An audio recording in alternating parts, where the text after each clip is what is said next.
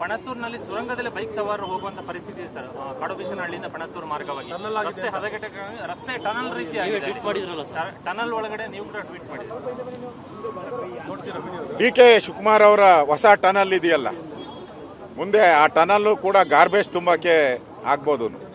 ಈಗಾಗಲೇ ಬೆಂಗಳೂರಲ್ಲಿ ರಸ್ತೆಗಳು ಹಾಳಾಗಿರೋದ್ರಿಂದ ಬೇರೆ ಬೇರೆ ವಾಟರ್ ಸಪ್ಲೈನವರು ಟನಲ್ ಮಾಡಿದ್ರೆ ಇನ್ಮೇಲೆ ವಾಟರ್ ಸಪ್ಲೈ ಟನಲಲ್ಲಿ ನೀರು ಬಂದಿಲ್ಲ ಅಂದರೆ ಮೋಟ್ರ್ ಬೈಕ್ಗಳೆಲ್ಲ ಆ ವಾಟರ್ ಸಪ್ಲೈ ಟನಲಲ್ಲಿ ಇನ್ಮೇಲೆ ಟ್ರಾವೆಲ್ ಮಾಡ್ಬೋದು.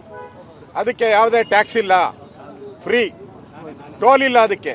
ಆ ಥರ ಹೊಸ ಸ್ಕೀಮು. ಅದು ಮಾಡಲ್ ಏನು ಅಂತ ಹೇಳಿದ್ರೆ, ದಯವಿಟ್ಟು ನಮ್ಮ ಮಾಧ್ಯಮದವರು ಜನರು ಯಾರು ಈ ಕಾಂಗ್ರೆಸ್ ಅವ್ರ ಮೇಲೆ ಬೇಜಾರು ಮಾಡ್ಕೊಂಬೇಡಿ ಪ್ಲೀಸ್.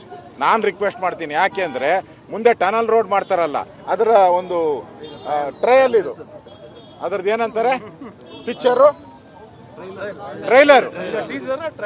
ಟೀಸರು, ಒಂದು ಟ್ರೈಲರ್ ಬಿಟ್ಟಿದ್ದಾರೆ.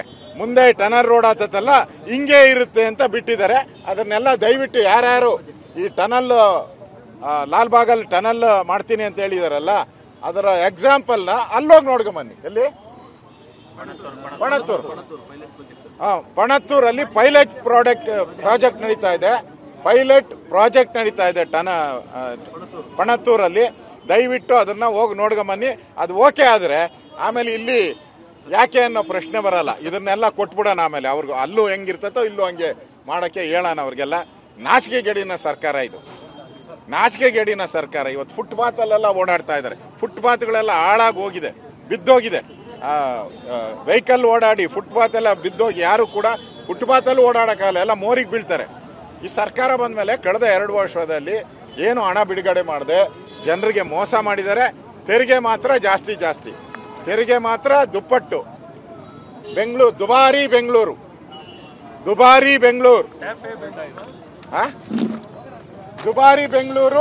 ಟ್ಯಾಪೆ ಬೆಂಗಳೂರು, ವಾಸನೆಯ ಬೆಂಗಳೂರು, ಗಾರ್ಬೇಜ್ ಬೆಂಗಳೂರು. ಧನ್ಯವಾದ.